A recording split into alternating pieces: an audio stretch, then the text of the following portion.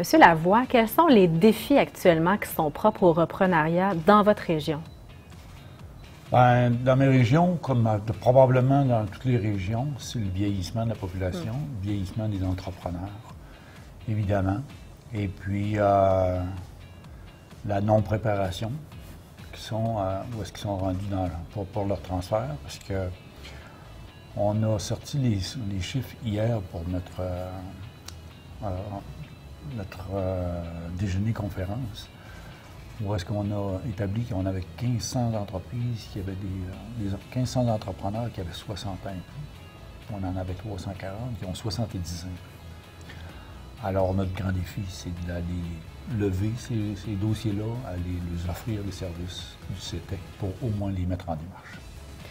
Pensez-vous que donc ce qui est la priorité, c'est que ces personnes-là, justement, en viennent à connaître les services de professionnels comme vous qui pouvez les accompagner dans le processus? Est-ce que c'est un enjeu de sensibilisation, d'information?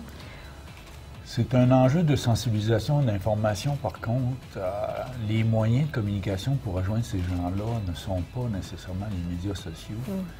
Il faut souvent débarquer, aller les rencontrer, aller les offrir, puis les offrir nos services gratuits pour les expliquer comment, dans quelle mesure on peut les aider, puis quelle démarche on peut faire sans qu'il y ait de coûts, et leur faire voir aussi la possibilité d'avoir de la relève et d'organiser le transfert.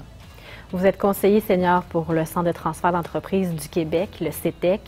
Si je vous demande un conseil que vous aimeriez donner aux cédants, ça peut être un exercice difficile, mais si on s'en tient à un conseil, ce serait lequel? Bien, dans le même sens où le conseil, ce serait de venir voir le CETEC.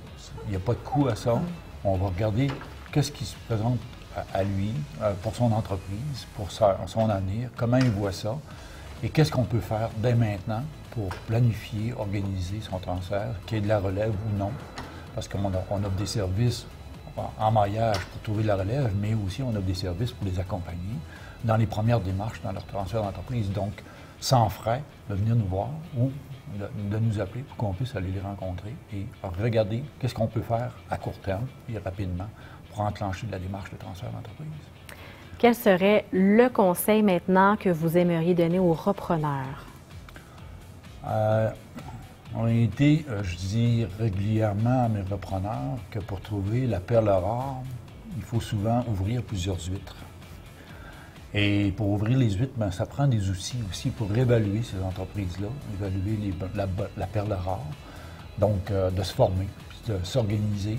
Et puis, comme ça, ils vont être plus efficaces. Puis, quand la perle rare va arriver, bien, ils seront prêts.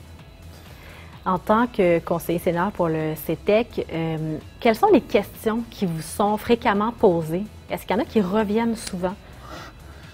Par exemple, pour les rollbars, tout le monde me demande, est-ce qu'il existe une liste d'entreprises à vendre?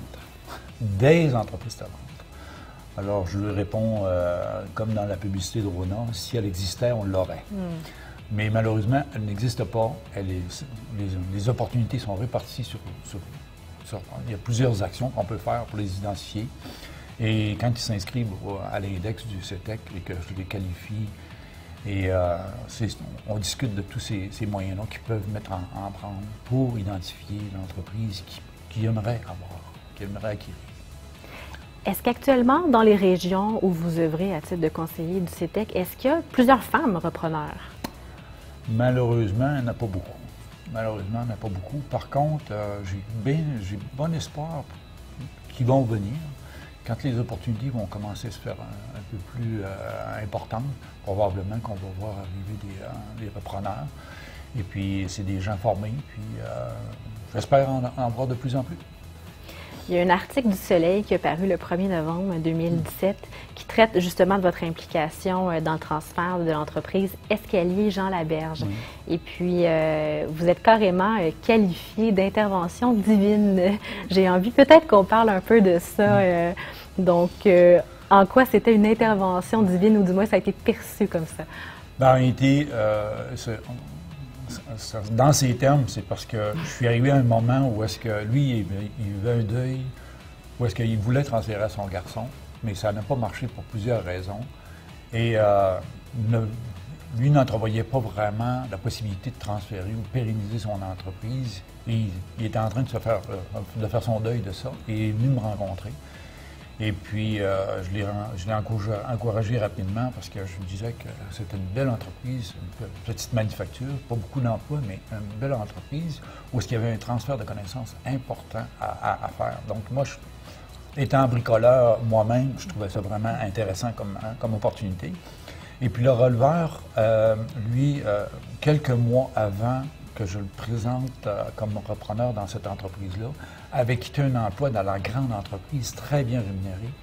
Et il avait pris ce risque-là, parce que lui, il ne voulait pas terminer ses jours en grande entreprise, il voulait se réaliser en entrepreneuriat. Et lorsque je les ai présentés l'un à l'autre, il y a eu un fit très rapide et les démarches ont déboulé. Et en quelques mois, en l'espace de 6-7 mois, on avait une transaction et le releveur est toujours dans l'entreprise jusqu'au printemps prochain pour transférer ses connaissances parce que c'est un domaine qui n'est pas enseigné dans les écoles. Fabriquer des escaliers qui sont pratiquement des œuvres d'art, c'est un savoir-faire qui se transmet de personne à personne. Qu'est-ce que ça prend, selon vous, pour être un bon repreneur? C'est comme un bon entrepreneur, beaucoup de persévérance, de résilience, parce qu'il y a des déceptions, il y a des bons coups, des mauvais coups. Et puis, il ne faut pas se décourager, parce que j'ai quelques repreneurs qui ont regardé 2 ou 3 entreprises, et ça les décourage un peu, mais c'est pour le mieux que je leur dis, parce qu'il faut trouver la perle, l'entreprise dans laquelle on va être heureux. Et on va se réaliser. Donc, c'est à peu près les mêmes qualités qu'on peut retrouver chez un entrepreneur. Ça prend beaucoup d'énergie aussi. Et il faut que ce soit un projet familial, un projet de couple aussi. Donc, de bien communiquer à l'intérieur parce que nécessairement, ça va demander énormément d'investissement de la personne. Donc, du conjoint. Du conjoint, même des enfants. Quels sont actuellement les secteurs qui sont les plus prometteurs dans les régions, dans vos régions en fait? Saguenay-Lac-Saint-Jean, Côte-Nord et Nord du Québec. Ben, en réalité, il y a un renouvellement du secteur industriel ou des services, à la grande entreprise parce qu'on est des économies de grandes entreprises, aluminium, bois, etc. Et il y a une panoplie de petites entreprises qui gravitent alentour de ça. Il y a un renouvellement à l'intérieur de ces entreprises-là. Mais il ne faut pas se le cacher, le service à la personne, le commerce de détail sont très nombreux dans le nombre total de nos entreprises. Donc, la majorité des opportunités se situent là. Et hier, on avait cette discussion-là en déjeuner-conférence au Saguenay.